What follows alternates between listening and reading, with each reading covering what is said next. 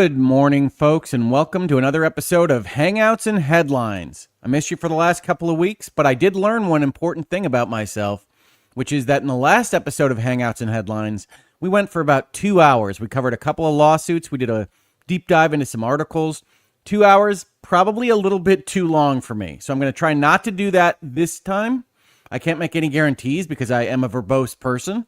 But if you see me going too long or otherwise falling asleep at my desk, ping me. Let my wife know if she's in the chat. Otherwise, we're going to try our best to not just knock myself out for a day or two after an episode like this with y'all. But that being said, as the disclaimer, I'm really excited to talk about this particular topic because this is a lawsuit that I was going to discuss when it was filed. And I was going to discuss why I thought that it was a potentially problematic case for both Elon Musk and Disney simultaneously, which are two names that you don't get in the same story very often. So, folks, stick with me here. We've got an important case to talk about, but it is a case that is going to be a little bit dissatisfying for either side of this particular issue when we get to the end of that story. We're certainly going to talk about how it's reported on because that's what we do in Hangouts and Headlines. But before we get to that, let me know where you're chatting in from, how you're watching us, how the weather is, anything else you want to talk about, because we're in the Hangout section of our episode, and I love to hang out with all of you. So I'm going to check the chat right now. We've got a couple of questions for me already. If you have questions, you want to flag them. I do respond to super chats, of course, and I appreciate all of that support, but I also try to respond when you say @Hoeg Law or question : or Q : something along those lines. So please do try to let me know that as well.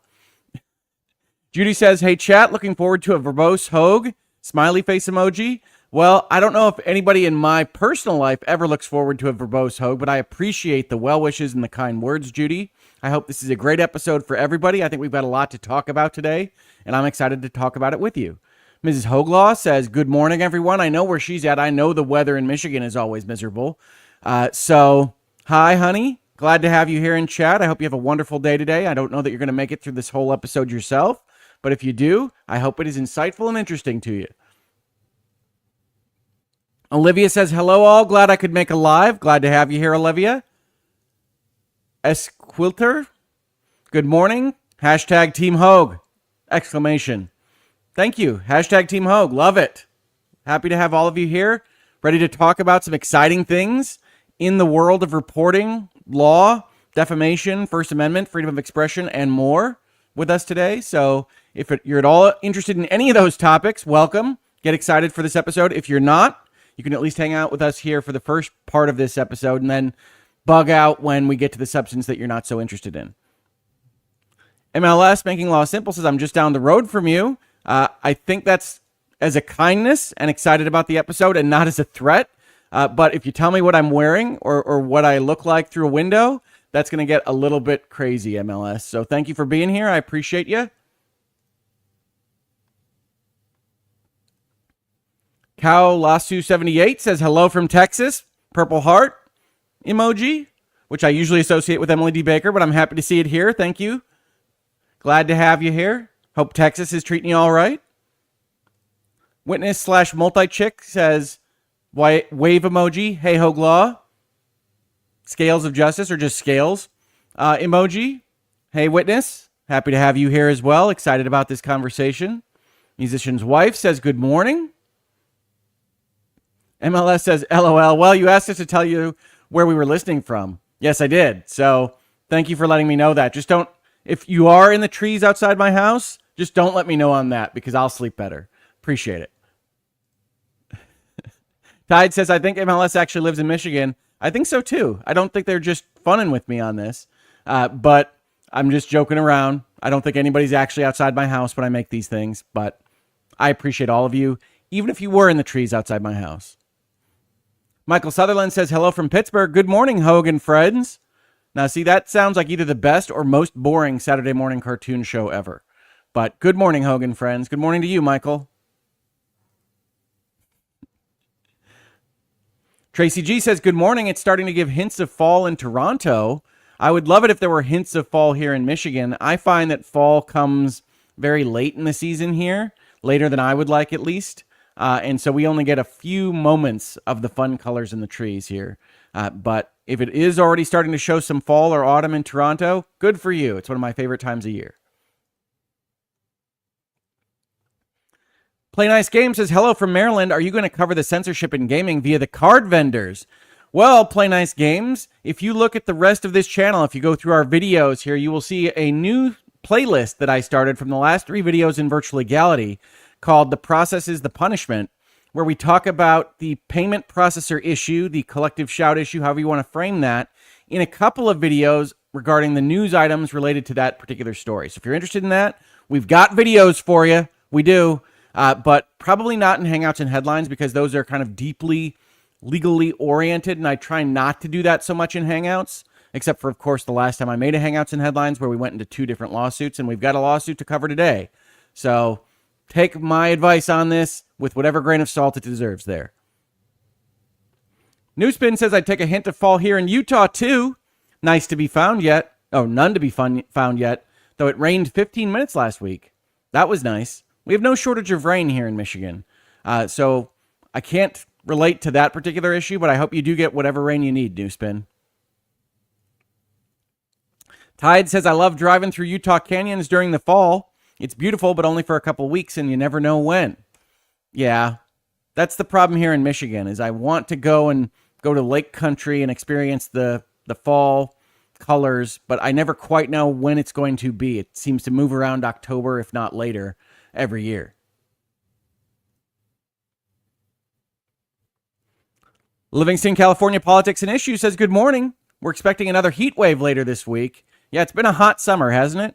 Certainly here in Michigan. I expect you're in California, Livingston, California Politics and Issues. And I imagine it's even hotter there than it is here.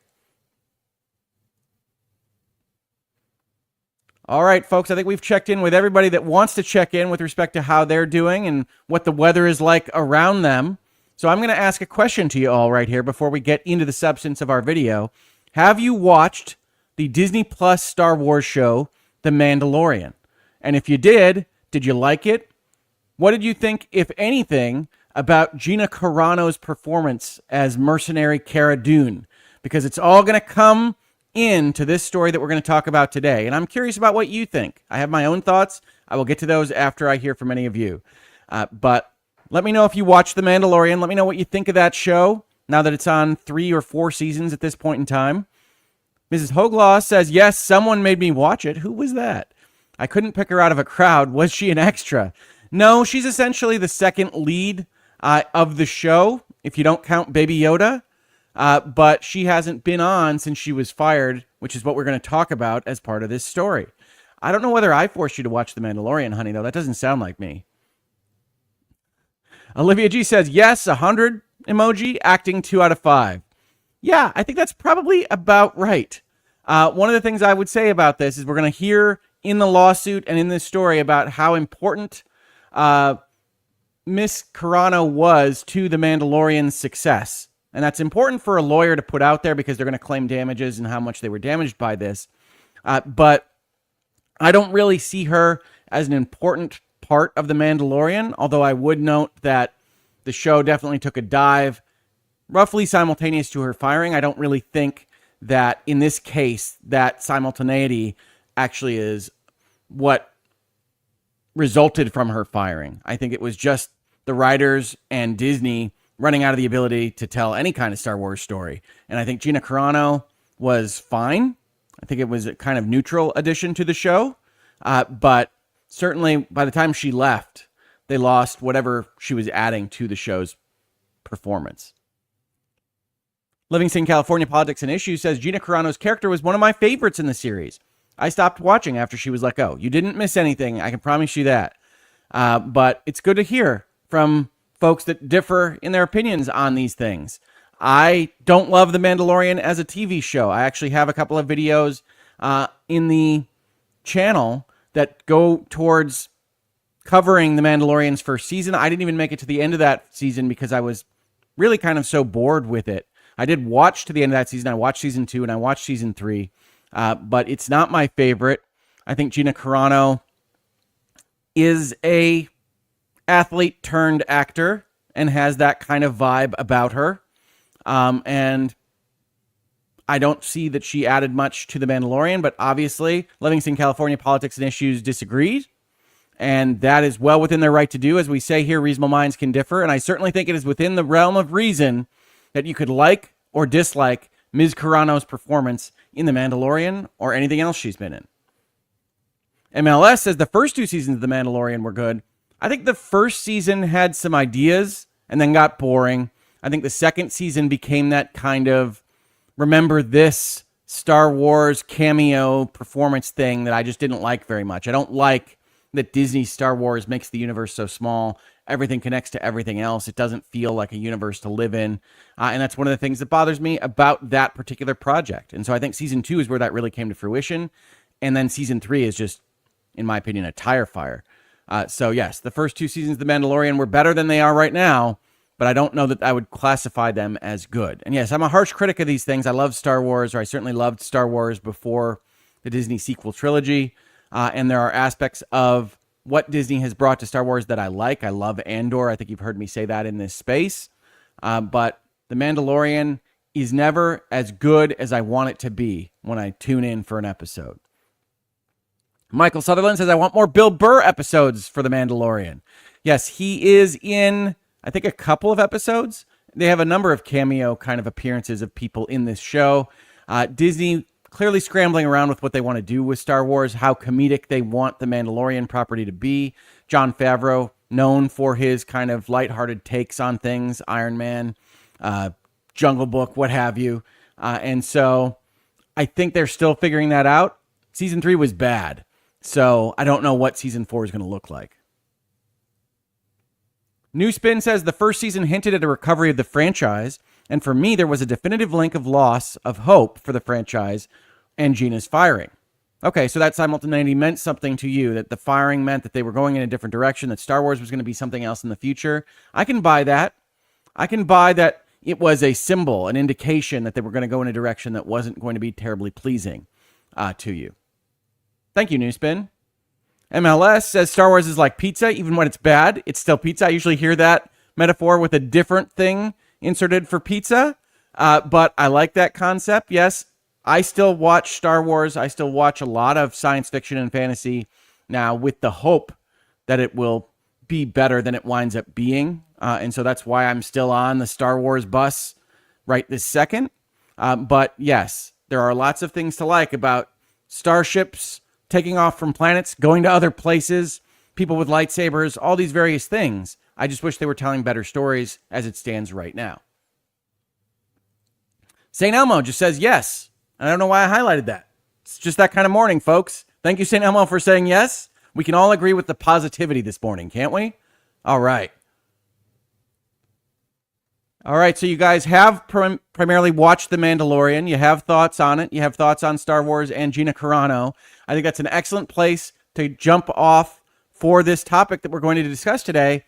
It's a big one. It's about lawsuits, litigation, settlements, Disney, First Amendment, freedom of speech, freedom of expression, social media, Elon Musk, technology, and more. So we're going to start, as of course we will, in February of 2024 with a Variety article titled, Gina Carano sues Disney over firing from The Mandalorian, Elon Musk funding the suit. Now, I almost covered this lawsuit when it happened. These are obviously things that I'm interested in already. There's technology, there's big companies. I talked about a lot of the Disney things we'll see referenced in the litigation in just a moment. But in this particular case, I didn't wind up covering it then for some reason that I don't quite know. But I did read through the litigation when it happened, and so I was ready to talk about it now when we're going to go over it today. But this is the article that Variety discusses the original lawsuit in from back in February of 2024. This is about a firing that occurs in February, ironically enough, of 2021, just to give you a handle of how long kind of the legal process takes, right? So Gina Carano gets fired by Disney in 2021, coming off the back of some of the posts that she made of a political nature related in large part to some of the social media mobbing she was experiencing and related to her commentary on things like the pandemic in 2020, the election of 2020. We're going to see all those things referenced in the litigation. I've long said here and in other spaces that social media is a hellscape. I still use it, and I think a lot of people still use it because it's good to connect with things like clients or with news items for topics like this one, but it is a dangerous game to play. It's a dangerous thing to get involved with because people can turn on you. Having been the subject of a couple of mobs of outrage in the past because of my contributions to LawTube, or because I didn't like a video game quite as much as somebody else did, I can empathize and sympathize with the feeling of people just mobbing up on you and claiming that you think things that you definitely don't think. But that doesn't mean that there's necessarily somebody to sue over it. So when I saw this headline and I read this story in Variety and other places like it in 2024, one of my initial reactions to it was that this seemed like a very difficult case to bring. It's a very tough thing to say that you must employ me. You must keep me employed. You can't take any steps against me when I do something online that you don't like, that you think reflects negatively on your business, right? And this is part and parcel to what we talked about with respect to the payment processors and MasterCard and Visa and some of the other processors claiming, either rightly or wrongly, that their association with the performance of services for certain platforms was a negative brand reputation risk for being involved with those things at all. So this is very similar. Disney says, Gina Carano, we don't like what you're saying online. We don't want to be affiliated with you anymore. We are firing you. You don't like that. That's fine. You sue us over it. But from my perspective as a lawyer, I look at that state of affairs and say, all right, it might be unfair. Disney might be acting in a way that we don't like, or they might be acting in a way you love. I don't know. But that doesn't necessarily make it illegal. I've said a lot in this space and others that what is right is not necessarily legal, and what is legal is not necessarily right. You can take any kind of equation there that uses those components and have a similar kind of concept, right? Just because it's wrong, it doesn't mean it's illegal. Just because it's illegal, it doesn't mean that it's wrong. All these various things. Morality and law are not perfect Venn diagram bubbles because laws are just written by people, and people can make mistakes, and society overall can make things illegal that shouldn't be illegal, and can make things legal that shouldn't be legal, or right, however you want to frame that concept. And so I looked at this as something that was worth talking about, and we're going to talk about the way Variety speaks on it in 2024 right now. So, see if I can bring this a little bit bigger to you so you can read it a little bit better. All right. Actor Gina Carano sued Disney and Lucasfilm on Tuesday, again, this is 2024, for firing her from The Mandalorian in 2021 over a social media post in which she compared being a Republican to being Jewish during the Holocaust. And yes, folks, we're going to say some words here that YouTube isn't going to like. I've mentioned this in the payment processor articles. So please, if you want to support channels like mine, please leave comments, click likes, dislikes, whatever it is that you tell YouTube that you're not a robot and that you're interested in topics like these. This is all very helpful. I'm not going to censor my speech so much. YouTube doesn't love that. It presses down on the algorithm. You can see it in the various analytics that I get on my videos. So please do involve yourselves if you like this content. I really appreciate it. Every bit of support absolutely helps. So that said, this is what Variety claims. I highlighted this part in red because words matter. And when we see what is actually said in Gina Carano's post, we will see that she doesn't do this. She absolutely implies it. Nobody is going to tell you that she doesn't imply it here. But words matter when you are repeating these things in a news article like this one, certainly in the top line and the headline. And so it's important to kind of get the facts right here. But this particular article has a number of issues with that. The suit filed in California federal court alleges wrongful termination and discrimination. That is accurate. But it makes it sound like she's alleging discrimination for being a Republican, right? That's the last thing that they referenced here, was that she compared being a Republican to being Jewish during the Holocaust. So with no other facts behind us, we look at this and we say, all right, she's alleging wrongful termination for being discriminated against as Republican. We know in America, at least, that everyone's allowed to discriminate on the basis of politics, right? The protected classes in America are things that are generally immutable characteristics: sex, race, that kind of thing. And companies, employers, are allowed to terminate. People are allowed to discriminate for politics, thought patterns, whatever else you want to describe that as. The only kind of gray area there is when we get into religion, which is another protected or quasi-protected class in the United States and is obviously related to what you believe and what you think about certain things. But here, that's what's implied. Actually, when we go and look at the federal lawsuit here, we will see that the discrimination claim is actually clever. I don't think it wins. I don't think it works. And we'll talk about that when we get there as well. But the discrimination claim is based on sex discrimination. Just as a spoiler alert, it's based on the concept that Gina Carano was treated differently than her male co-stars that also went out with public statements on Instagram and X, Twitter, those kinds of things, and weren't fired or otherwise disciplined. Now, there are a whole host of problems with that argument, but it's clever. And I think it would be easy enough for Variety to put in here that's wrongful termination and sex discrimination. It's 3 letters, really not a lot of extra ink. We're on the internet anyway, so we're not paying for ink by the barrel as it stands. But that's one of the things I wanted to highlight for you here is the description of the posted issue and the description of the lawsuit claims as being, if not negative towards Gina Carano, at least a little bit dismissive, as we'll see in the next part of this sentence, which says, as well as a demand that the court should force Lucasfilm to recast her and pay at least $75,000 in punitive damages. Now, if you don't recognize that word punitive, that is legalese for punishment. They are the damages that aren't otherwise incurred by you that we should ask for from the person that you're suing in order to punish them for really bad acts. You didn't lose $75,000 necessarily in damages. You weren't hurt for $75,000, but this is the only way that we can show Disney did something wrong is we can take that money out of their pocket and put it in yours. Anybody that's reading this article is likely to know that's what punitive means in this context. It also didn't make sense to me as I read it as a lawyer because you'd never frame it out this way, at least $75,000 in punitive damages. And when we get to the lawsuit itself, we'll see that's not what is happening in the document at all.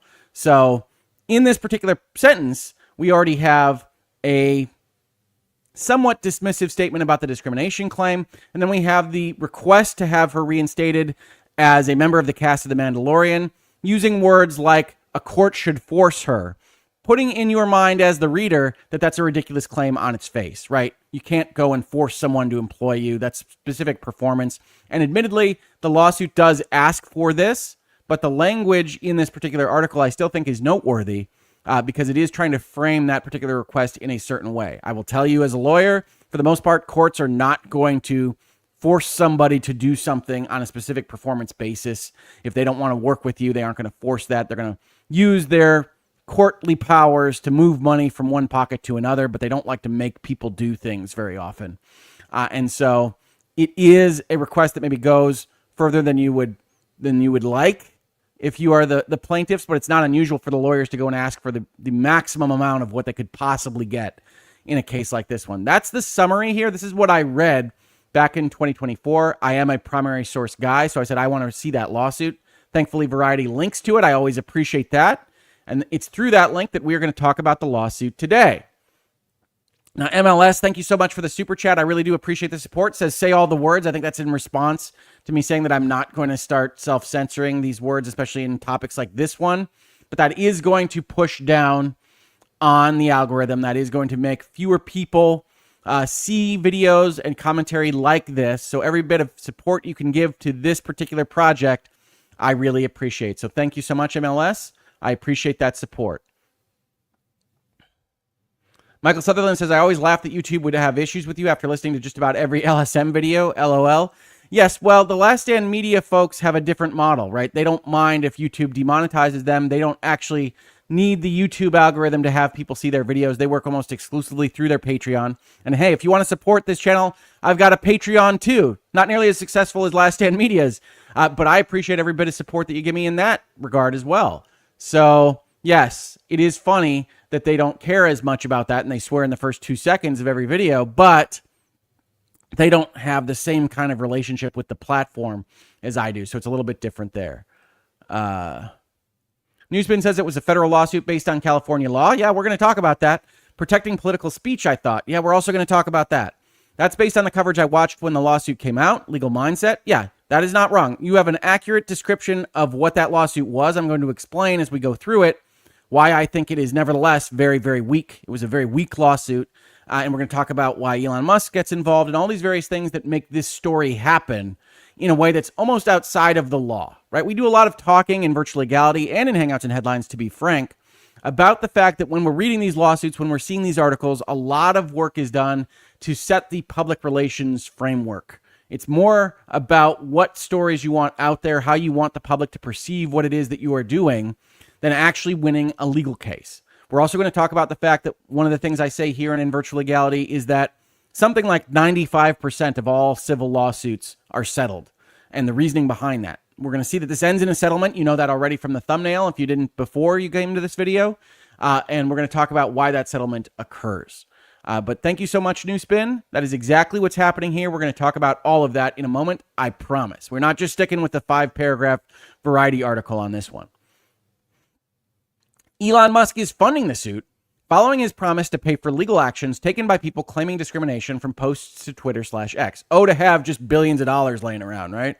However, the posts in question originated on Carano's Instagram stories, and I think were re-upped on Twitter/X. Again, this is just immediately after Elon Musk purchasing Twitter, and he goes out there and says, I've got a problem with all these people being fired and otherwise getting harmed by their social media posts, because obviously I'm in the social media business now. I want people to be free to put whatever thoughts they want on my platform, and certainly a lot of people have problems of their own with Elon Musk for even that, but I want people to be participating, and if they're scared to participate, I've got a problem with this platform that I now own. And so he says, all right, I'm going to fund any lawsuit that anybody wants to make against somebody that harmed them for a post they made on Twitter. And that makes all the sense in the world from, again, a public relations standpoint. It's a drop in the bucket for Elon Musk's money. But that's how this story happens. It's also how Gina Carano has the financial capacity to sue somebody like Disney, which has basically infinite money for purposes of this conversation. And that ability to have Elon Musk's backing is one of the reasons why this story winds up in the way that it does. As a sign of X Corp's commitment to free speech, we're proud to provide financial support for Gina Carano's lawsuit, empowering her to seek vindication of her free speech rights on X and the ability to work without bullying, harassment, or discrimination, said their head of business operations back in 2024. They go over a little bit of Gina Carano, and then this is the actual tweet/Instagram post that got her in so much trouble with Disney, although it was a kind of straw that broke the camel's back situation, as we will see in the lawsuit itself. Jews were beaten in the streets, not by Nazi soldiers, but by their neighbors, even by children. Because history is edited, most people today don't realize that to get to the point where Nazi soldiers could easily round up thousands of Jews, the government first made their own neighbors hate them simply for being Jews. How is that any different from hating someone for their political views? The post read. Now, anybody can read this, and when we get the context of who Gina Carano is and what she's putting out there on social media, read it as stating that Republicans are being attacked, mobbed on social media, conservatives, however you want to frame that, and that's not okay, and comparing them to the Jews either in or immediately prior to the Holocaust. And that's how I think most people read it. I think certainly that's how Variety characterizes it up here, but you will note that as part of the statement itself, that comparison is not made. You can also note that in a different context, if you assume that this post were being put up, say right now, in response to ICE raids or something else that the Trump administration has done, that you would see it as essentially anti-Republican and anti-conservative. And that's the nature of these kinds of statements online. Am I saying this is a good idea? I am not. I find actors, for the most part, in their contributions to social media to be blowhards, to be self-aggrandizing, to be mostly unuseful for understanding the world or my love or lack thereof of the art that they're putting out into the world. But that's not really necessarily for me to say as any manner of you shouldn't talk on these issues. Just to note that this is not a post that I think helps the conversation. This is not something that I think is helpful for getting to a reasonable minds can differ kind of place in the world. But that also doesn't mean that it does what it says Variety says it does. So that's a part of this story as well. Carano's lawsuit, which includes several elaborate Star Wars references, yes, you had me at hello there, Variety, we're going to get to it, says Disney and Lucasfilm made it clear that only one orthodoxy in thought, speech, or action was acceptable in their empire, and that those who dared to question or failed to fully comply would not be tolerated. Interesting for you to reference the several elaborate Star Wars references and not include one unless you're referencing the word empire. Seems a little bit of a stretch, but we'll get to it.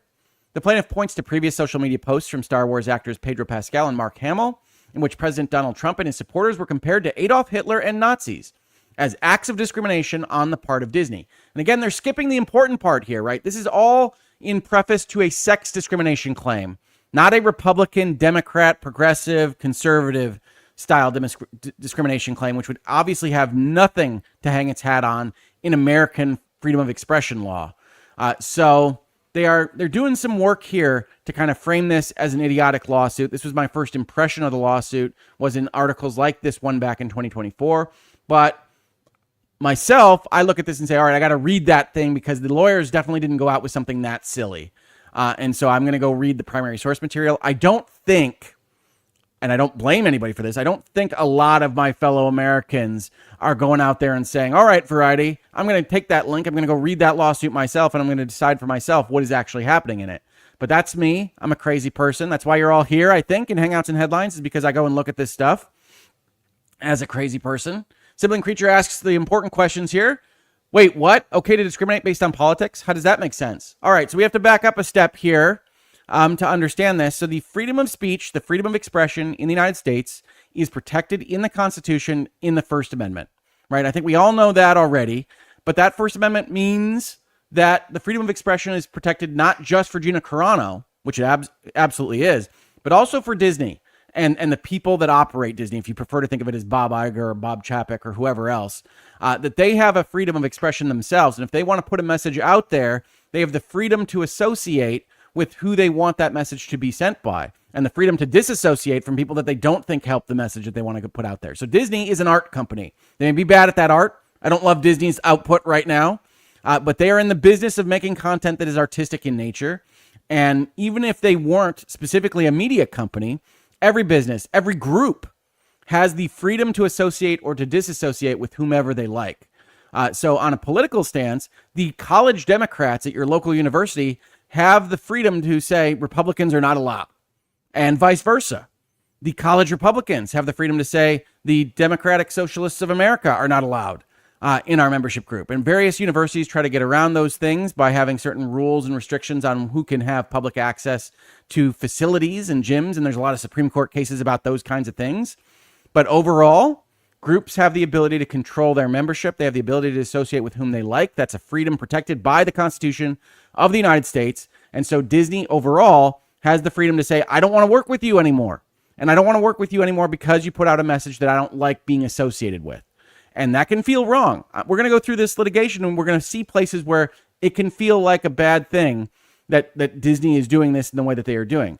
But others would tell you that that's absolutely Disney's imperative to go out there and say, we don't want to be funding, supporting, or otherwise platforming this person that we think is anathema to everything that we hold dear and we want to put out there into the world. Now, others would also say, hey, Republicans buy sneakers too, as Michael Jordan famously said, I think in the mid-90s. You can check me on that years for that, and that Disney should be mostly playing a neutral arbiter in these. And that's one of the reasons I think this case gets settled. But I appreciate you raising the question, Sibling Creature. I always appreciate talking about these things because I think there are nuances that get lost in the quick hit Variety or Hollywood Reporter articles, certainly in the social media commentary on these things. And the reason that I make stuff like this at all is to hopefully help illuminate and educate on these points when the short form or the social media form doesn't do these kinds of topics justice. That said, it's more than past time to get into lawsuit land, folks. So, in the United States District Court, Central District of California, so a federal court, but operating in the state of California, being asked to apply California law.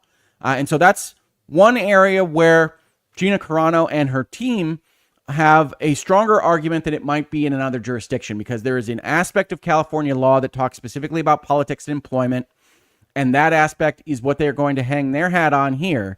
I think it's a losing argument overall, primarily because what we just talked about, the First Amendment, the Constitution of the United States, is the supreme law of the land. The state of California is a member itself in the United States of America project, and so its laws cannot violate the Constitution of the United States, or the courts will not allow a claim on those counts to survive if the First Amendment is exactly against it.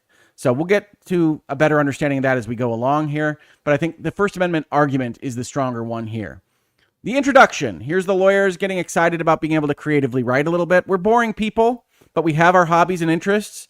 And so when we get a case featuring the Mandalorian and mercenary groups and Disney and Star Wars, well, the lawyers are going to make a few pointed statements to include their Star Wars fandom. So a short time ago, in a galaxy not so far away, defendants made it clear that only one orthodoxy in thought, speech, or action was acceptable in their empire, and that those who dared to question or failed to fully comply would not be tolerated. And so it was with Carano. After 2 highly acclaimed seasons on The Mandalorian as Rebel Ranger Cara Dune, Carano was terminated from her role as swiftly as her character's peaceful home planet of Alderaan had been destroyed by the Death Star. And all this because she dared voice her own opinions on social media platforms and elsewhere, and stood up to the online bully mob who demanded her compliance with their extreme progressive ideology. So we see already the framing here is that this is a political argument, this is a political fight, that Disney fired her because she's a conservative and she did not bend the knee to whatever Disney wanted from the respect of an extreme progressive ideology as framed by her lawyers. And the lawyer's job is to frame it as strong as possible. I think this is a weak case with some pretty good lawyering in terms of how this lawsuit is drafted. Defendants' wrath over their employees' social media posts also differed depending on sex. This is the discrimination angle. Even though the force is female, which is a reference to a shirt that Kathleen Kennedy wore to a Star Wars event years prior, defendants chose to target a woman while looking the other way when it came to men. While Carano was fired, defendants took no action against male actors who took equally or more vigorous and controversial positions on social media. So you can see the sleight of hand that the lawyers are playing here. Defendants chose to target Gina Carano and not men, even though the men were out there with crazy political statements on social media too. And if you put them all in that bucket, you can say, yeah, that is sex discrimination because you're both making crazy political statements and you're only firing one. But that's not what's actually happening here, right? We can be honest about this, folks. This is about Disney not liking the specific things that Gina Carano was saying and being okay with the things that the other side was saying. And that's Disney's prerogative. I'm telling you that from a First Amendment perspective. But to frame it this way is to kind of elide the actual differences here, which is to say that the men that weren't fired or otherwise punished for what they said were saying things that Disney broadly agreed with. I'm sure Disney overall and multinational corporations in general would prefer it if the people associated with them were maybe not so strident in so many positions out there on social media. But overall, the ones that bug the most are the ones they disagree with. And Gina Carano apparently was one that Disney disagreed with. So what we've got here is a claim that it's sex discrimination, but they're not going to be able to show that somebody had basically the same tack as Gina Carano and didn't get fired because he's a man. What they're going to find is that they have different political opinions, and those different political opinions are what result in whether or not they get fired or not by Disney. So it's a clever argument, but there are a lot of clever arguments that are essentially untruthful or false or don't bear the truthfulness that you would hope in this kind of context. So I do think it's clever. I think it's a good attempt to make a legal argument out of this, but it doesn't hold water because they can't find a male actor that's roughly on Gina Carano's side of things here and didn't otherwise get disciplined in the same way that she did. That said, that's a spoiler. We'll get to the bottom of that when we get to the bottom of this document. So they say who these people are. They say this is a court that has jurisdiction over this issue. Then they have to establish that this really hurt Ms. Carano. So they say on May 13th, 2008, Gina Carano was the fastest rising search on Google and third most searched person on Yahoo, while being ranked number 5 on Yahoo's top 10 influential women of 2008 list. I can't even believe Yahoo honestly exists, let alone has a top 10 influential women of 2008 list, but good of you to quote it for us. In 2012, Carano was the first recipient of the Action Fest Film Festival's Chuck Norris Award for Best Female Action Star. Given Chuck Norris's acting pedigree, I can't assume that they are judging these on acting as much as kind of charisma or presence. Carano was employed by defendants effective September 18th, 2018 for the role of Cara Dune on the Disney Plus series The Mandalorian. Although her character instantly became one of the most recognized and popular characters in the series, Carano's master agreement listed her as a guest actor at the minimum salary of $25,000 per episode. So you want to remember these kinds of facts when they go to equate her position with that of Pedro Pascal's, the Mandalorian or star of any movie that you wanted to see this summer, basically. And so they're going to try to say that they are in a like situation and that the Disney Corporation did not punish Pedro Pascal when he went out with overt political statements as well. We already talked about the differences there, but it's also worth noting that it's the lawyer's job to establish a discrimination claim by saying that these people are otherwise the same, and that Pedro Pascal and Gina Carano are not. Right? She's on a guest actor contract for $25,000 per episode. Because of Carano's contributions to the success of season 1, her agent sought an increase in her pay, but defendants refused, instead offering her a one-time bonus of $5,000 and again the minimum of $25,000 per episode in which she was to appear in season 2. The other aspect of this here is that she is one of the more recognized characters in The Mandalorian, certainly in the first 2 seasons, a large part of which is because Pedro Pascal, the Mandalorian character himself, is a masked figure. And so he doesn't get as much kind of face time as Gina Carano did. I would still argue the Mandalorian himself and Baby Yoda were more recognized and popular than Cara Dune. But it is undoubtedly the case that her character was one of the big 3 or 4 in The Mandalorian in its first 2 seasons. Carano was again instrumental in the success of season 2 of The Mandalorian. In fact, Carano was responsible for over half of the talent engagement on social media related to season 2 by early November 2020. Talent engagement on social media is a little bit unclear. That's not a defined term in this document. I presume that means things like likes and views for people that are otherwise in The Mandalorian and their social media platforms, whatever they might be. But I'm guessing here, which is not where you want me to be when I'm reading your litigation document, but they're just trying to establish that she's super important to the entire endeavor. In October, November 2020, Jon Favreau, creator and executive producer of The Mandalorian, informed Carano that her life is about to change because Disney had approved a new Star Wars spin-off entitled Rangers of the New Republic that would feature Carano's Cara Dune as one of the lead characters. Carano would have been a series regular on Rangers of the New Republic. The standard agreement for a series regular would have been comparable to what other Disney Plus actors received for other Star Wars spin-offs, a contract for approximately 6 years at a base compensation beginning at $150,000 to $250,000 per episode. Each season of a series typically has between 8 and 10 episodes. And we can certainly understand from that contract structure why we see more and more streaming seasons become shorter and shorter in episode length if you are paying by the episode made.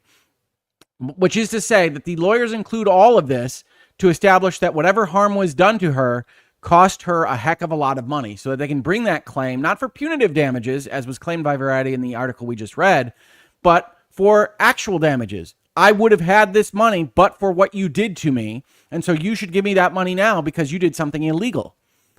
Not punitive, not to punish you because what you did was not nice. All of this came to an end on February 10th, 2021, when defendants announced through the media that Carano had been terminated from her role as Cara Dune. Gina Carano is not currently employed by Lucasfilm, and there are no plans for her to be in the future.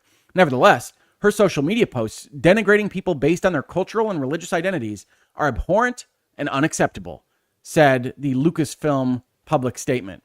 Defendant's statement characterizing Carano's social media posts as denigrating people based on their cultural and religious identities was false. It was also made with knowledge of its falsity, with the purpose of harming Carano and to distract from defendant's illegal termination and treatment of Carano. So this is a kind of necessary part of the legal argument here. They're trying to establish that what was done here was egregious so that they can go get those punitive damages. I think it's almost entirely wrong, right? The statement that Disney makes, you don't have to agree with. We read the post that winds up in her firing as part of the Variety article, but it's primarily an opinion, right? Her social media posts denigrating people based on their cultural and religious identities is an opinion. I don't necessarily agree with that characterization of her post, although I think it was unwise to make, and I certainly wouldn't make it myself. But I can also see how someone could arrive at that particular position. And as an opinion, it can't be false, right? One of the aspects of the law that we talk about when we talk about defamation claims and things that we talk about falsity with respect to is that you need something that is actually something that can be proven true or false. This is not something that could be true or false. Different people are going to have different takes on what that post meant. And certainly you could look at that as denigrating the Jews, if no one else. by comparing your position to their position. And I feel this way about anybody that talks about the Holocaust, World War II, Nazism, Hitler, in respect of modern politics or whatever issue is facing them that day, right? There are a lot of folks that will say, oh, this is just like Hitler. And I think that that is essentially diluting what Nazism and World War II and Hitler and everything that happened in that war actually meant, and what is happening now is comparison. But I understand pulling out of that rhetorical bag of tricks to try to establish for whoever you're talking to that this is super important. And so I kind of come at this from both directions. I don't think it was denigrating. I also don't think that you can claim that saying it's denigrating is false on its face, which means you don't have a case for this kind of defamation angle that they're bringing up here. But again, the lawyer's job is to put as strong a face on these things as possible. I think they're doing a good job at articulating these points. You're not always going to have Hoeg sitting here in your ear telling you why this is good and this is bad.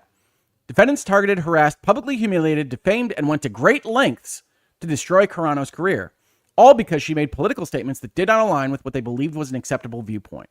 And that's really what this is all about, but not from a legal point of view, right? The reason this is framed the way it is because everybody can see that that's what this is about. Everybody can see that this is about whether Disney has fired someone for not towing their political line. And if they did, is that something that we can actually bring a claim on? And they say that it is. I tell you that it's probably not. But ultimately, we've got a settlement here where Gina Carano, spoiler alert again, is going to come out primarily the victor. And we have to talk about why that happens, even though I'm going to describe the weaknesses in her case. Disney's then CEO Bob Chapek has been quoted as saying Carano was fired because she didn't align with company values. In doing so, Chapek said those company values are values that are universal, values of respect, values of decency, values of integrity, and values of inclusion. Chapek's statement that Carano does not stand for values of respect, decency, integrity, and inclusion is false. His statement was also made knowing it was false and with the intent to harm Carano. And this has the same issues that we just talked about, which is to say his opinion on these things are that she doesn't stand for them. And honestly, since not standing for something can include things like silence, it's really difficult to say that he's wrong on this. Certainly, it's impossible to say he's false on this. But it also shows that Carano was fired, not for her performance as an actress, but because her political opinions did not align with those of Disney management. And they're making this case because they are going to bring this up with respect to that California law I mentioned, even though I don't think that California law would survive scrutiny against the First Amendment. Defendants also discriminated against Carano by treating her differently from her male co-stars, who also made public political statements on social media. And again, they're trying to put it all in the box. Everybody's making crazy political statements. Doesn't matter what side they're on. Doesn't matter any of that, because if we did discuss those things, it would be obvious that this isn't a fair comparison. So she's treated differently from her male co-stars, who also made public political statements on social media. Her male co-stars were not disciplined, let alone terminated, in a way to destroy their careers, even though some would find their statements abhorrent. And this some would find, right? This is something we talk about a lot in Hangouts and Headlines. You rarely see it in a litigation or a lawsuit context like this. This is obviously a rhetorical trick. I can say anything in the world is something that some would find, right? Some would find that movie wasn't terrible. Some would find X, Y, or Z. That's easy enough to say. It's not false necessarily, just like anything else that we just discussed is not being false is not false. It's also not particularly helpful. In addition to terminating her, defendants refused to hire her for roles already promised, including but not limited to Season 3 of The Mandalorian, the new series Rangers of the New Republic, and planned future Star Wars full-length feature films which have recently been announced, all because of her political beliefs and in disparate treatment from her male co-workers. And again, I'm not sure how many of the future Star Wars full-length feature films which have recently been announced are actually going to come out. Disney is in a whole world of hurt on a whole number of axes here, irrespective of Cara Dune and Gina Carano. But it is worth noting, if you're trying to establish damages, that it did look like they were going to make her a millionaire or multimillionaire. And when they decided not to, based on this, those are damages that came directly out of her pocket. While the incivility directed towards her started much earlier, over the summer of 2020, a trying time for us all in America and around the world, Carano was constantly harassed and bullied on social media to support various causes, adopt various ideologies, and hold herself out in certain ways in her social media profiles. And apologies in advance, folks, if you have forgotten what social media was like in 2020 and 2021. We're going to dive a little bit further into it here as part of this document, and you'll see the hellscape that I have referred to as social media. Social media users demanded that Carano publicly support the Black Lives Matter movement, including adopting their slogans as noted in the following examples. Say ACAB, please. ACAB stands for All Cops Are Bastards, a sentiment with which Carano does not agree. For the record, I don't really agree with any sentiment that has all of anything being anything, because I don't think that's terribly useful. I don't think it's terribly likely to be true. But don't cancel me. Don't get me fired from my job on The Mandalorian, folks. I appreciate it. On August 4th, 2020, one social media user posted, "You're a racist if you completely ignore the BLM movement and don't support it. Being silent puts you on the side of the racists and oppressors. Gina, if you're not racist, then show us. Support and donate to Black Lives Matter. Use your platform and voice to stand up against the police who are committing crimes against the people they are meant to protect. If 12-year-olds on Twitter can do this, you can too." One user even went so far as to claim that the abuse was to educate Carano. These aren't trolls. These are people trying to educate you so you can get on the right side of history. Carano responded, not with insults, but with an explanation of why the bullying needed to stop. And again, this is the lawyer framing their client as a saint, right? "In my experience, screaming at someone that they are racist when they are indeed not a racist, and any post and or research you do will show you those exact facts, then I'm sorry. These people are not educators. They are cowards and bullies." And certainly on social media, you can get a lot of people with a lot of thoughts on what you should or should not be doing with your life, your commentary, or your platform. I am not remotely as large a figure as Gina Carano, and I see it in my own interactions on social media. So I am empathetic. I'm sympathetic to getting yelled at constantly to do something when it's not in your heart to do. Even when Carano explained she had no hate for anyone, people continued to accuse her of being racist solely because of her refusal to endorse the BLM movement. For example, "My heart is filled with so much warmth from all of you. Just when you think the darkness starts closing in, all of you lit a candle to light my way. It really is incredible that people standing with each other heart to heart believe there is hope." And then the response, "Imagine being racist." It's roughly the level of discourse you can expect on any given interaction on Twitter, but I certainly understand how that can make you a little crazy. While defendants did nothing to support Carano, fortunately one of her castmates did have the courage to stand up for her, and then they showed that a number of castmates actually did stand up for her in this context. The online abuse worsened when she encouraged standing up to bullies by sharing an article with a famous historical photo of someone standing up to fascism. Heartbreaking and powerful story of a man who changed his ways for the woman he loved. Love changes the world, one person at a time. Carano was also attacked for questioning the strict lockdowns on businesses and churches, but not on protests. And we'll get to lockdowns in just a second. I did want to point out, much like the post that gets her in trouble and gets her fired ultimately by Disney, I do personally look at this and think this is self-aggrandizing, right? Social media is bad. You get mobbed on by people. People are weird and mean and say things that they shouldn't say about you or your loved ones. And it is upsetting. I will tell you that from personal experience. But I do not think that standing up to the social media mob on Twitter is the same as standing up to Adolf Hitler's Germany. And I think equating to it does dilute what that actually means in a certain important respect. I don't think Gina Carano is a great ambassador of these things in this context. I think, like most actors, they tend to aggrandize what it is that they do and their position in the world. But I also don't necessarily think that that means that she's trying to denigrate Jews or the people that went through the Holocaust or World War II in Germany. On to the lockdowns. Open up your businesses and churches. Put whatever regulations you want to, because that is your right, but open them up. You're telling me COVID-19 knows the difference between a protest or praise and worship. I haven't even been to church in over a decade, but I sure would go now. The world is open, but no one is allowed to work. Working is a right you, as an American, have. It gives us purpose, focus, pride, and most importantly, a way to support the ones we love. People are dropping like flies from depression and suicide, overdoses, murder. Enough already. It is clear enough from these posts, which are designed to put Gina Carano in a positive light in this lawsuit document, that she is 100% a conservative, right? And this is one of those things where you don't see a lot of actors or people in Hollywood or legacy media going out there with commentary like this one. So she is kind of isolating herself and making a spotlight for her particular position on these things. But when we get to the post that's ultimately going to get her fired, that's the context in which this is operating. Now, the lawyers are doing their best to frame her as a saint here, but that's what Disney is reacting to. And as I said, as part of this video, Disney is allowed under the First Amendment of the United States to choose who they associate with in the context of employment or otherwise. Defendants made it known they did not agree with or approve of Carano's political views on the COVID lockdowns and vaccine mandates. Thank you, Disney, for having thoughts on such important issues of the day. Another source of constant harassment was the demands that she put pronouns in her profile. And this will continue on. This is actually one of the areas where I think she really oversteps her her sainthood qualifications here of being nice to everyone.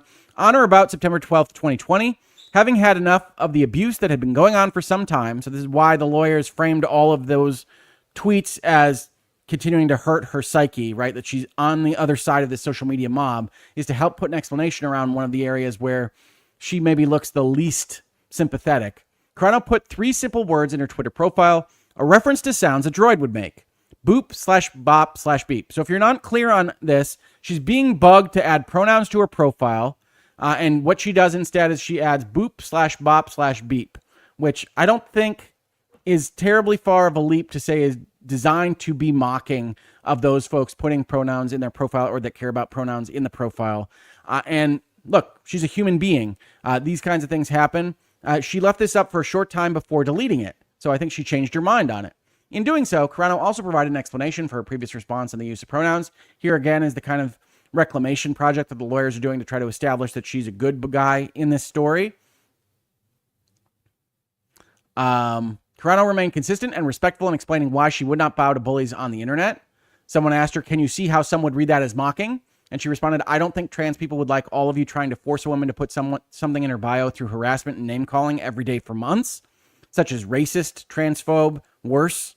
And so I don't think she's wrong that the mob does these kinds of things. I think it's very harmful to many of the things that people want to have happen out there in the world, that you have this kind of mobbing activity. I think that from both sides of the political spectrum, to be honest. I think part of the payment processor story is about activist groups and mobs essentially getting on what games are being sold on Steam and itch.io in a way that is very similar, if not identical, to mobs asking for things like pronouns to be added to Gina Carano's profile and whatnot.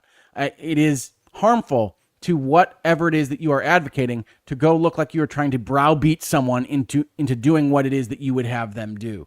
And Gina is responding to that in this, but she also isn't responding to the question, right? Can you see how many would read that as mocking? The answer to that is yes.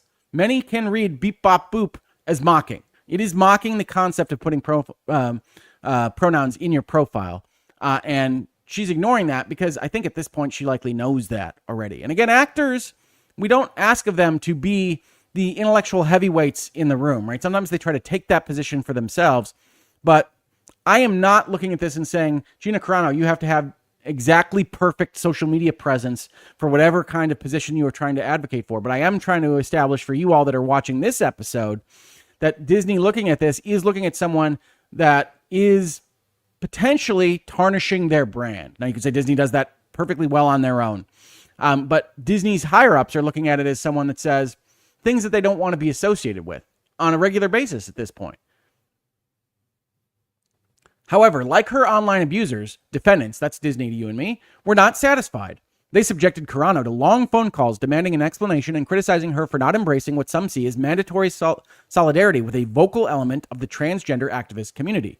Defendants even required Carano to meet with representatives of GLAAD, the Gay and Lesbian Alliance Against Discrimination, a national organization that promotes LGBTQ plus acceptance, something she willingly did.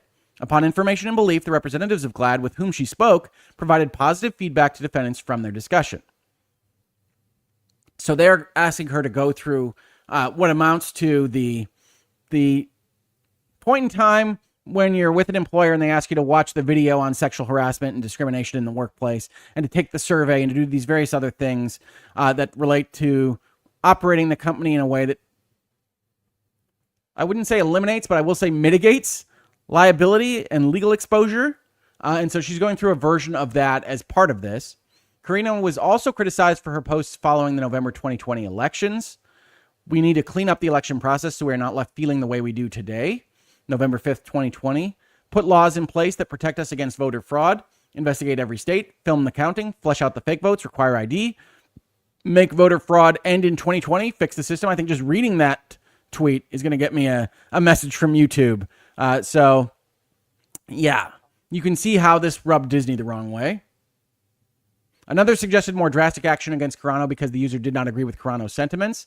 And here is the lawyers stealing a base themselves. So this is a tweet, says, live view from the Mandalorian writer's room.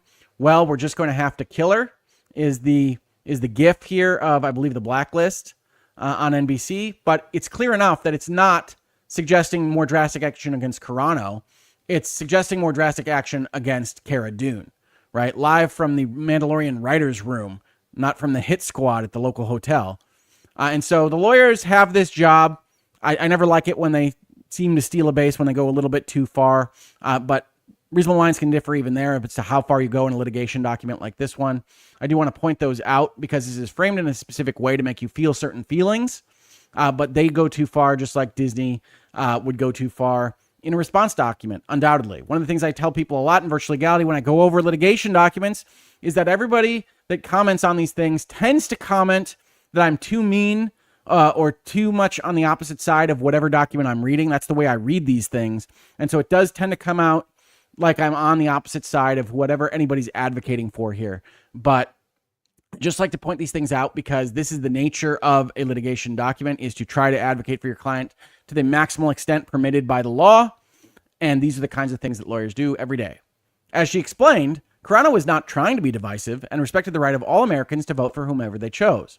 I feel nothing but love for my fellow Americans, no matter who they felt in their heart they needed to vote for. And it is useful for the lawyers that she has a lot of tweets and commentary on social media that is like this. It is very loving, is of the kind of reasonable minds can differ mode of thought. At no point did defendants defend Carano, but rather they continued to express dismay that Carano's political views did not match what they expected from their stars. On January 8th, 2021, Carano was inadvertently, in quotes undoubtedly, sent an email by Lynn Hale of Lucasfilm explaining that defendants were consumed, with some on social media calling for Disney to fire Carano. In other words, she got CC'd on an email between higher-ups at her employer that said, we are following this Twitter hashtag craze that says fire Gina Carano. Do we need to do anything about it? Hale's email was the most recent in a string of emails that began with Disney CEO Chapek's statement on the events of January 6th. Rather than focus on the criticism of Disney's business dealings in China, Disney instead was going to prepare a report on Carano, which Hale recommended start by saying that she didn't do anything to support the riots in DC, I think.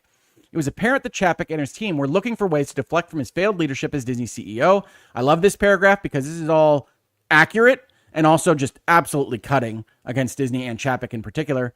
A pattern that included his obsession with and ultimate termination of Carano, his subsequent failings in Disney's contract dispute with Scarlett Johansson in July 2021, also discussed in Virtual Legality, and political missteps in his criticism of Florida's parental rights and education law, all leading to his termination in November 2022. We also covered that. I think that one's called Disney Wild. But yes, a lot of stuff has happened at Disney in the last few years. A lot of stuff happened in a way that wasn't terribly helpful to the Disney brand. This is just one aspect of that entire story, but that's another reason why this gets settled when it does. On January 12th, 2021, Carano posted an interview in which she clearly demonstrates that she was not seeking to denigrate anyone, but chose to speak up because there was a large group of people that were being silenced and that conversations were not happening, and because of her belief that discussion is good. So she's out there essentially advocating for herself in places like the Federalist, and saying things like, I want to have more conversations. Obviously from a conservative side of things, because you can tell from the other context in her social media posts. And so that's part of this story. Indeed, defendants even publicly claimed that people should speak their mind based on their conscience. And they pull up a Star Wars tweet. The lawyers had to be having fun putting this particular document together. Star Wars tweeted on January 18th, 2021, there comes a time when one must take a position that is neither safe, nor politic, nor popular, but he must take it because conscience tells him it is right. Martin Luther King Jr. And certainly that is not in and of itself controversial, but whether or not someone is speaking their conscience in a way that you don't like is a little bit more controversial. On February 10th, 2021, Carano made the following post in light of the trending Fire Gina Carano to highlight the injustice of the mob seeking to destroy someone simply because of their political beliefs. And this is the tweet/Instagram post that got her in trouble. We read it as part of the Variety article. Because history is edited, most people today don't realize that to get to the point where Nazi soldiers could easily round up thousands of Jews, the government first made their own neighbors hate them simply for being Jews. How is that any different from hating someone for their political views? And again, even the U.S. government gives different protections to religious belief over political belief. But again, I don't hold actors to a tremendously high, detailed, nuanced political understanding or legal understanding on these issues. And so while I wouldn't make this tweet, and I do think you can read it in the way that Disney and others have read it, it is mostly ill-advised more than specifically denigrating, in my opinion. And you can leave your opinions in the comments to this video or in the comments to chat. But that's how I see this particular issue. And I think that what happens here is that Disney has just had enough of her by the time this happens. Carano made no mention of a political party, despite what Variety said in their article, or a political point of view, and compared no one or group of people to the Jewish people during the Holocaust. Rather, she noted the danger that arises when one point of view is singled out for harassment. One analysis of the social media events of February 10th, 2021 concludes, Carano's contested post can be fairly critiqued as heavy-handed, indeed. Still, evidence has not come forth that Carano in any way admitted an iota of the hate or vitriol that was projected onto her by the persecution mob. And that's certainly the case that the lawyers are making in this document.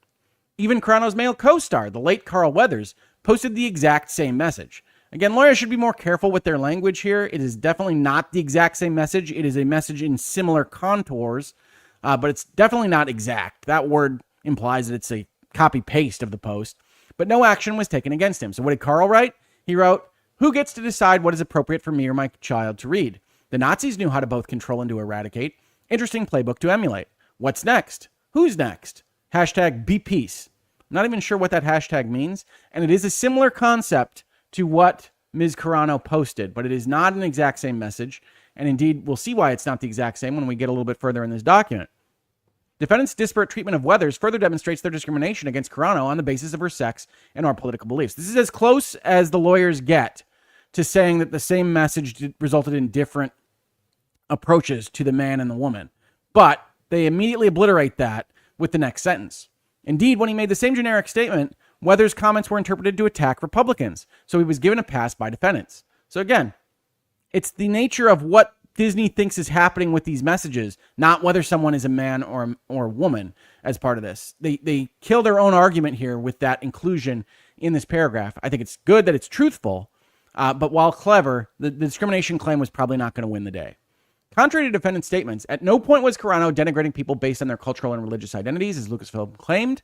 In fact, Carano constantly called for respect and decency when speaking with people and for respect and decency to be shown, as she did, when discussing important public issues. I will say, as part of this document, it does look like she is more often responding to the mob with notions of treating people fairly and being honest. Now, I think in this particular document, we can't assume that that's the only thing that she ever said to anybody on social media, because they wouldn't be highlighting anything that put her in a bad light in this context. So it would be nice if we would have had a Disney answer document, because that would have included things that would have cut a hole in this narrative, and we would have a better understanding of what Gina Carano was going out there with. I'm not the right person to say that. I don't follow her. I have not followed this story, certainly in 2024 and 2021. But I do think that they've put a good picture out there in this document that she is the one trying to disarm the mob and not to encourage outrage or be divisive. And respect and decency is probably not the right angle to attack her on, at least in what they can show in this document. Scrolling down a little bit, they try to establish some damages here. Even Forbes found defendants' justification for Carano's termination baffling and unjustified, noting that 72% of people surveyed disapproved of Carano's termination when they saw the actual post that apparently prompted defendants' decision, because her post noted the dangers of targeting people for their beliefs. Defendants' treatment of Carano stands in stark contrast to defendants' embrace of her male co-stars and other male employees. One of Carano's co-stars was Pedro Pascal, a male actor who played the role of the Mandalorian. Pascal was active on social media, often expressing his view on the Black Lives Matter movement, LGBTQ+ rights, protests for abortion rights, and the 2020 election. For example, on September 28, 2015, Pascal made the following post drawing a clear distinction between himself and conservatives. Pedro Pascal, conservatives used gossip columns and headlines, thank you for the plug, to manipulate city politics in the 40s. And it worked. Let's be better than them. So you can see how he is isolating himself from whatever notion of conservatives he has, and that's what they're identifying here. On August 16th, 2017, Pascal made the following post comparing President Donald Trump to Hitler. The 2017 post was not the only time Pascal compared President Trump and those who voted for him to Nazis. So we have a number of other tweets that he puts out there comparing Trump and the MAGA movement to Nazism. On June 27th, 2020, Pascal posted two Disney-owned Muppet characters, Bert and Ernie, as activists waving a transgender and LGBTQ+ pride flag and promoting Black Lives Matter and defund the police. Upon information and belief, Pascal was not disciplined, required to review documentaries, documentaries, I can read, on any of these topics or speak to individuals with contrary points of view or pressured to apologize for any of his posts. His employment was not terminated, and defendants made no public statements about his social media posts, much less refer to them as abhorrent. And yes, it certainly looks like Disney favors that side of the political spectrum over Gina Carano's.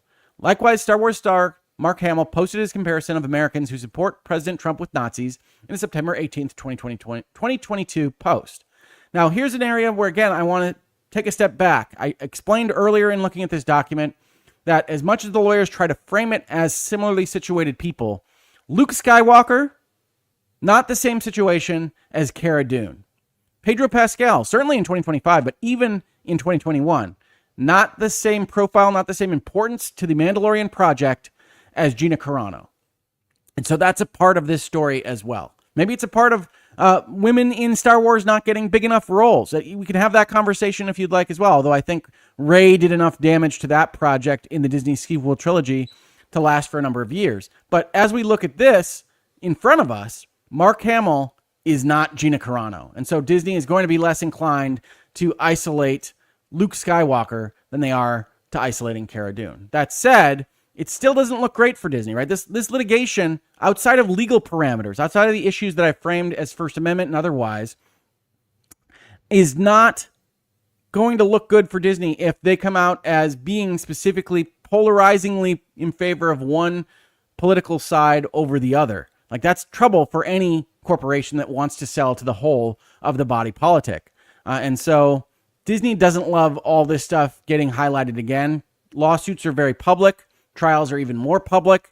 And so when we talk about why this settles, part of this story is that neither side really wants to go over this ground again. Disney doesn't want you thinking again about how they favored the statements that we just saw Pedro Pascal make over the statements that Gina Carano made, because they don't want to have the conversation in the public light of Gina Carano versus Pedro Pascal. It doesn't look good for them. However you might come out on the political spectrum, they could have gone the other direction, fired Pedro and kept Gina. It still doesn't look good for a corporation to pick one side over the other on any of this stuff. So this is one of the reasons why, if I were corporate lawyer at Disney or otherwise talking to my clients on things like this, you might want a more blanket social media policy that allows you to have a more generalized control over the people that associate with your brand, because you can get into situations like this one fairly easily where you don't want to be associated with one side or the other, but it makes it look for all the world like you are adopting the politics of the side that you are otherwise allowing to stay with you. Mark Hamill continues some stuff about J.K. Rowling, and then we get to the actual legal claims that they are about to make. So I want to catch a super chat that I saw come in before I miss it. Don Lionart in the chat, thank you so much for the super chat. Gina Carano and Disney, what is this, 2021? And COVID? It is, right? One of the things I started this video out with, Don, was that part of the conversation here is the length of time the legal process takes, right? So Gina Carano gets fired in 21. The lawsuit happens in 24. It gets settled here in 25. And that's a long time to keep any of this stuff in mind when you're going through this process. But the law moves really slowly, as I know you know. And that's why we're talking about it here in Hangouts and Headlines in 2025, when all of this happened seemingly decades ago, but at bare minimum, a few years. All right. Thank you for the super chat, Don. I really appreciate it. Let's get you off the screen here so we can read these legal complaints.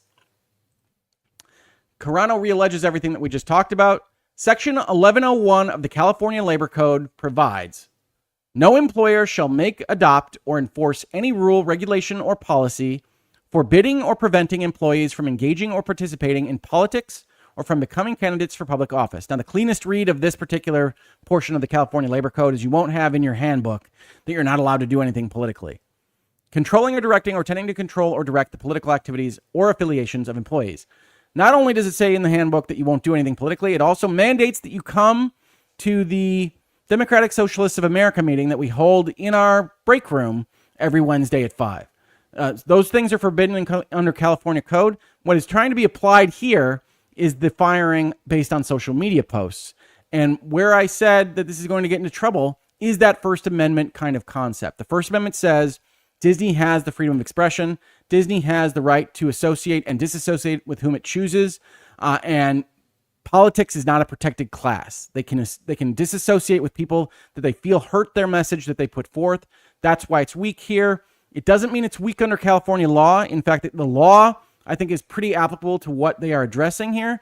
But when we're talking about things like freedom of expression, the other side can come over the top, if you will, and say, that's fine that California law says that. That law is unconstitutional and is unenforceable by you because it runs in violation of the First Amendment, which is what we would expect Disney to do. In fact, spoiler alert again, I can tell you that's what Disney did. Disney makes this motion on the grounds that Disney has a constitutional right not to associate its artistic expression with Carano's speech, such that the First Amendment provides a complete defense to Carano's claims. And they're represented by their own big law firm. This is April of 2024. They make a motion to have this whole thing walk. It doesn't get walked for that, but that's exactly what you would expect them to bring as their primary defense. In this case, is the First Amendment bars all of this. California can say what it likes, but it can't otherwise operate in violation of the U.S. Constitution. And that's what I expected when I read the article to begin with. That's what makes this a weak case. You don't have a right to employment. You don't have a right to associate with somebody that doesn't want to employ or associate with you. And if that's because of your social media posts, well, that's just another reason. In violation of Section 1101A of the Labor Code, defendants terminated Carano's employment based on her posts, thereby unlawfully forbidding or preventing Carano from engaging or participating in politics. That's not a bad legal claim. It's just a question of whether the California law is enforceable. No employer shall coerce or enforce or attempt to coerce or enforce his employees through or by means or threat of discharge or loss of employment to adopt or follow or refrain from adopting or following any particular course or line of political action or political activity. So these laws just basically continue on the same line of things. We lawyers, we like to repeat ourselves in these various places. The termination of Carano's employment and the refusal to hire her for other promised roles was substantially motivated by defendants' disagreement with Carano's political beliefs. I think they have established that. The question is whether or not that's illegal.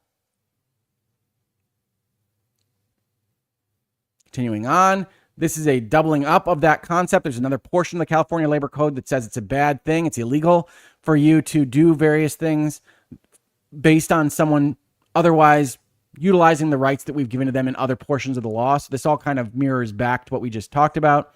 In violation of Section 1101A, defendants terminated Carano's employment and refused to hire her for other promised roles. In violation of Section 1101B, defendants terminated her employment and refused to hire her for other roles based on her posts, unlawfully controlling, directing, or tending to control or direct Carano's political activities or affiliations. That one's a little weaker insofar as what they have to make the claim of there is that by taking these kinds of actions, they are establishing a company policy that as long as you are with a specific political orthodoxy, we're not going to harm you. But if you go against that orthodoxy, we're going to terminate you and we're going to prevent you from getting further work. That's all kind of said in between the lines, and that serves as a violation of Section 1101B. But again, the big question here is, are 1101A and 1101B even enforceable because of the Constitution of the United States? I certainly have my doubts there. There's a lot of laws in California that maybe don't survive constitutional scrutiny and often don't when you get to that level. Then we get to the sex discrimination claim. For an employer, because of this, it is illegal for an employer because of the sex status of any person to discriminate against the person in compensation or in terms, conditions, or privileges of employment.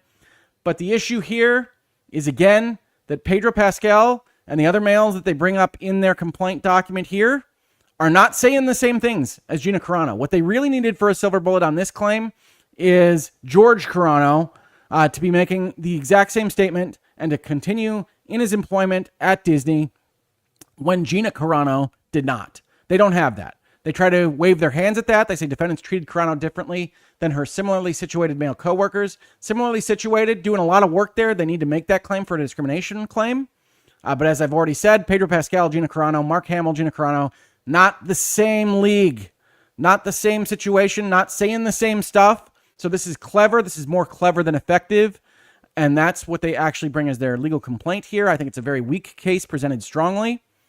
They do ask for permanent injunctive relief requiring defendants to reinstate Carano to her prior position to give her her job back on The Mandalorian. As I said at the top of this video, any court is going to be reluctant to require specific performance, to require an employer to employ someone they don't want to employ, require any of these kind of combinations of effort and people in a way that is going to look a lot like slavery from the outside.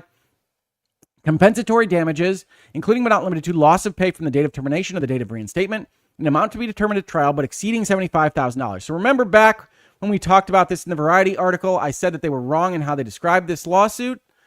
They said it is a lawsuit to recast her and to pay at least $75,000 in punitive damages. We can point out in the lawsuit that this is for compensatory damages, the actual direct damages taken out of her pocket. We also see here the exceeding $75,000.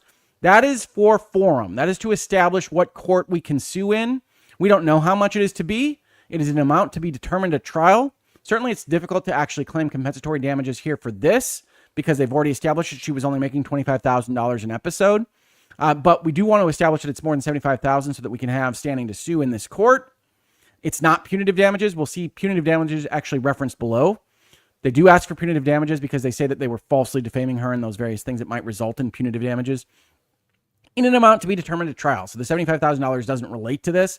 And I have a certain amount of sympathy for reporters that aren't otherwise looking at legal documents very often, trying to summarize these things in a way that is in bite-sized chunks that anybody can read and understand in an article that they are writing. But I do think this was a pretty big miss for Variety on this topic. Compensatory damages for loss of future employment. That's where the big money is the millions of dollars for not getting her Rangers of the New Republic show. And in fact, Disney didn't go forward with the show at all after she was fired. And then she wants it to be done by jury, which is what you would ask for if you think you're up against a multinational corporation that maybe doesn't look the best. You ask for the people to come in and say, take the money from Disney. Take the money from Disney, folks. I was wronged. And I'm not going to sit here and tell you that this is a great case for Disney from a legal, from an optical point of view. I'm telling you the legal facts here, and I think the First Amendment probably is ultimately protective of what Disney did here. But Disney would not want this entire story out there. They certainly wouldn't want it out there again when this ultimately went to trial and when people actually had to sit on the witness stand, when folks like my friends on LawTube otherwise covered it day by day because there's so many names in play here. And once they know that Gina Carano is getting this litigation funded by Elon Musk, that she isn't actually responsible for the legal costs every day, and that Elon Musk is essentially the same kind of unlimited resource reservoir that they are, then they know that they can't just kind of wait this thing out or otherwise kill it with paperwork. And so this becomes a different equation for them when they get to the point in time where we're finally on tab now, which is to say, Disney and Lucasfilm have settled Gina Carano's legal dispute over her firing from The Mandalorian due to offensive posts. Ms. Carano was always well respected by her directors, co-stars, and staff, and she worked hard to perfect her craft while treating her colleagues with kindness and respect. With this lawsuit concluded, we look forward to identifying opportunities to work together with Ms. Carano in the future. A number of people contacted me about this story when it went up a couple weeks ago to talk about as whether or not this settlement meant that Gina Carano won.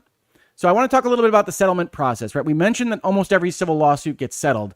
The reason for that is because as you get past the early motion practice, as you get past, oh, this isn't going to be dismissed, this is going to go forward, we're going to have to go through discovery, we're going to have to pay our lawyers for this, you get a certain amount of clarity for what's at risk, how much money you'd have to spend to go through the process, and what you are likely to win or lose if you win or lose the lawsuit itself.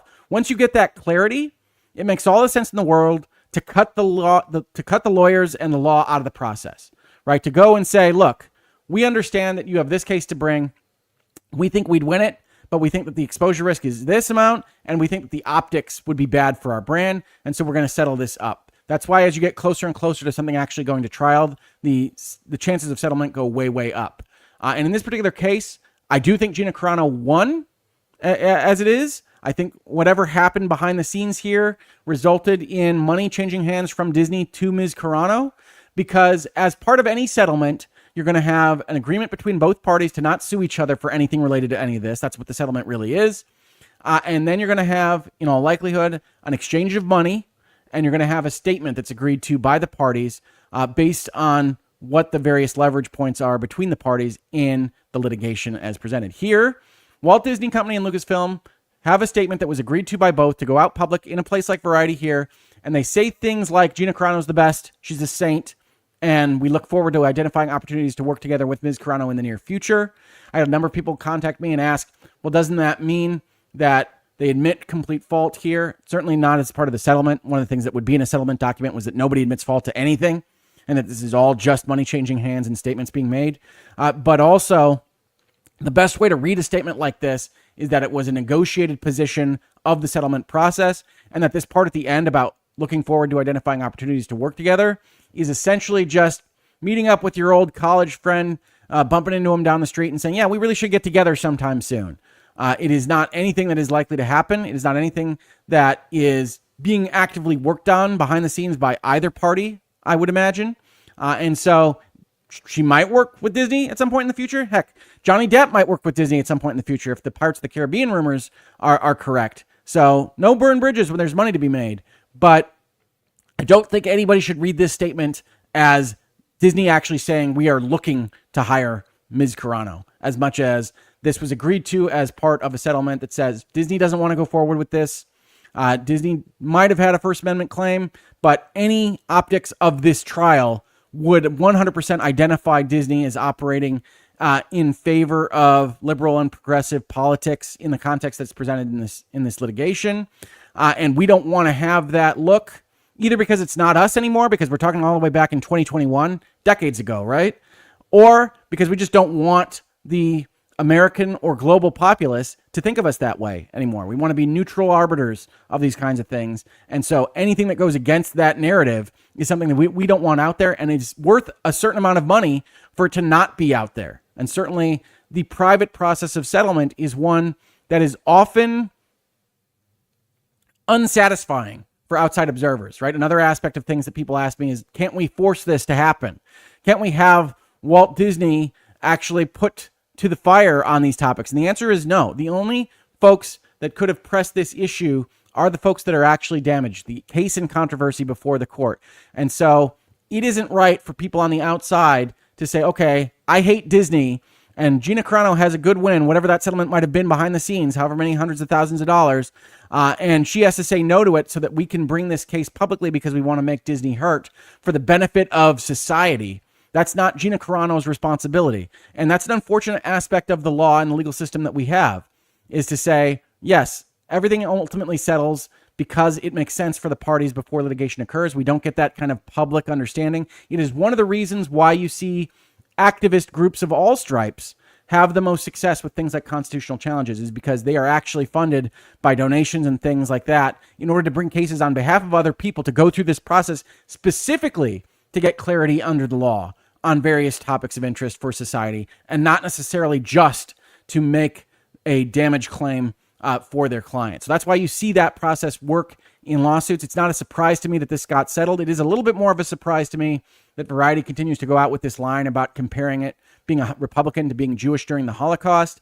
I don't actually see Gina Carano claim to be a Republican anywhere in those tweets. Maybe she has in another context. I don't know. You can leave me a comment to this video if you have seen that. She definitely appears to have conservative leanings in her politics. That doesn't necessarily make you a Republican in the United States today, but I don't know one way or the other. Variety is doing a bit of Disney's work here by framing the post that way, but this is the nature of things in headlines. That's why we discuss them here. Carano then got her own statement, almost certainly also agreed to as part of the settlement process. Disney has confirmed what has been known all along. They will fire you if you say anything they disagree with. I'm sorry. This is the wrong statement that I'm now reading. This is in response to that lawsuit and the First Amendment motion. The statement I meant to read was, I have come to an agreement with Disney and Lucasfilm. A little bit less aggressive, right? Which I believe is the best outcome for all parties involved. I hope this brings some healing to the force. I want to extend my deepest, most heartfelt gratitude to Elon Musk, a man I've never met, who did this good Samaritan deed for me in funding my lawsuit. Now again, Elon Musk was not acting as a good Samaritan in offering to bring these lawsuits on behalf of people that were harmed on his social media platform. He is defending the ability for people to make commentary on his platform, an ability that, if it goes away, would devalue his platform probably to zero. Thank you, Mr. Musk and X, for backing my case and asking for nothing in return. To my lawyers who walked me through this unknown territory, thank you for your wisdom and guidance. I think they did a good job in that lawsuit we just read. I'm humbled and grateful to God for his love and grace in this outcome. I'd like to thank you all for your unrelenting support throughout my life and career. You've been the heartbeat that has kept my story alive. I hope to make you proud. I'm excited to flip the page and move on to the next chapter. You see the different contours of her statement as compared to Disney's. My desires remain in the arts, which is where I hope you will join me. Yes, I'm smiling. From my heart to yours, Gina. And yes, this statement, just like the Disney statement, almost certainly agreed to by the parties as part of the settlement process. But notably, Gina did not want to make the same statement that I'm looking forward to potentially working with Disney in the future. She doesn't. She makes almost the opposite statement here. And so it does feel from the outside in, I can't make guarantees on this, but I can tell you what I see from the outside, that however this went behind closed doors, Gina Carano was the winner. Disney decided that they would be harmed by this lawsuit in the open eyes of the public more than Gina Carano would. Obviously, it's easier for her to say that when she's not footing the bill for the lawyers. And so that was one of the things Disney was running up against. But yes, Gina Carano, even if I think personally that she had a weak case on this particular topic, won the day, won her settlement. Her lawyers deserve credit for that, however you might feel about the subject in its entirety. But I wanted to bring up this entire story with you because I think there's so much to dig into on so many aspects of the world in 2025. Social media, technology, Elon Musk, freedom of expression, Disney, and whatever it is they're doing nowadays, and more. So thank you for being with me in Hangouts and Headlines. Let me know if you've got comments of your own so that we can talk about them right now. As I mentioned earlier, we're supported by viewers and listeners like you on Patreon, through memberships and gifted memberships on YouTube. I appreciate all those so much. Through super chats like you've already seen me highlight today. And just subscribing, liking, disliking, telling your friends we're having these conversations, and leaving comments, and more comments to these videos. I can tell you, I have seen the analytics on the videos that I've done on the payment processor issue and virtual legality have very high uptake early on and then be kind of pushed down by the algorithm in a way that doesn't match some of the other videos that I've been doing. So I know this is not the most lucrative or best way to grow the channel to have these topics as parts of discussion, but I still sit here and feel like it's important to have them without the self-censorship, to have them in an intelligent way that is hopefully illuminating and educating to more folks, because I hate the way the internet operates on so many issues in 2025. So thank you for being here. Let me know what you think. Leave a comment. And if you have any questions, let me know those as well. And we'll be back in Hangouts and Headlines before you know it. So first, St. Elmo says, thank you, Hoeg. It's always good to listen. Thank you, St. Elmo. I appreciate it. I wanted to get through this without collapsing like I did in the last episode. So an hour and a half seems to be a good amount. That's what Hangouts and Headlines was back in the day. So we'll try to get there again now. Charlene says, love H&H. Thank you, Charlene. I love having these conversations. I know this has been 2 Hangouts and Headlines in a row now, where we've kind of had a virtual legality kind of flavor to them, going through legal issues as much as media issues. But I appreciate you all being here, certainly. Ash Axiom says, thanks, Hoeg. Thank you, Ash. I appreciate you being here. Nurse Jojo says, hoping the 1.5 hours was not too stressing on your health. You know, honestly, Nurse Jojo, I won't know for a couple hours from here. It is one of those things where I am fine right now. I'd probably be fine right now for another hour or more. And then you just feel it afterwards. And if you are a nurse, you probably know that from experience, either in your own work or with your patients, that it just comes really quick. The fatigue just hits really fast, and then you're just knocked out. But I do these videos. I have these conversations because I love it. I love them. And I think I can offer something to you all in this space. And I want to keep doing it as long as I can do it. So I appreciate you worrying about my health. I think I'm okay. But I'm not going to try to push 2 lawsuits and 2-hour videos too often, certainly. Witness/multi-chick says, thank you, Rick Hoeg. I appreciate your perspective on the rule of law in the USA and scales of justice emoji. Thank you, Witness. I certainly try. I think there's a lot of nuance here, and a lot of reasonable people can look at similar issues in different ways. And that doesn't mean that they are ultimately the enemy. That doesn't mean that we have to just isolate and dehumanize everybody as part of these conversations. I will say, reading through this lawsuit when I was preparing for this video and going through some of the kind of commentary that people were making to Gina Carano, I was reminded of some of my kind of glancing blows to the mob mentality on social media, and don't love it.